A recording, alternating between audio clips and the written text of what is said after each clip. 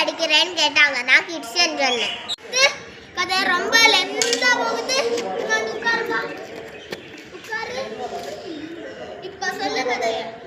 அந்த ஆண்டி சொல்லுச்சு, நல்லா படிச்சு வளர்ந்ததுக்கு அப்புறம் நல்லா பேர் வாங்கணும். அந்த ஆண்டி நல்லதுன்னு சொல்லுச்சு. அதுக்கு என்ன உன்னை எல்லாரும் அடிச்சாங்க? அதுக்கு நான் சொன்னேன், பேர் வைக்கும்போதே நல்ல பேரா வைக்கலாமே, அதுக்கு போய் அடிக்க வராங்கப்பா. உயிரே உயிரே தப்பிச்சு எப்படியாவது ஓடு. அதுக்கு வந்து